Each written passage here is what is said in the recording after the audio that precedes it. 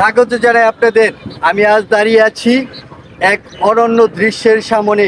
আপনারা হয়তো মনে করছেন আমি কোনো নদীর পাড়ে দাঁড়িয়ে আছি, চারদিকে শুধু কাশফুলের দোল খাচ্ছে বাতাসে, কিন্তু আসলে এটা কোনো নদীর পাড় নয়।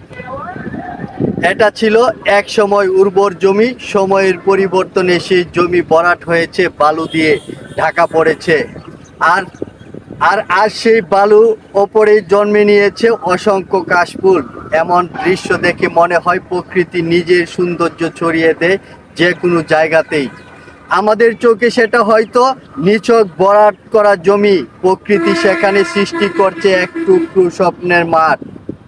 এই জায়গায় পাশ দিয়ে চলে গেছে ঢাকা আরিচা মহাসড়ক, পূর্বে বাংলাদেশ বেতার সেন্টার।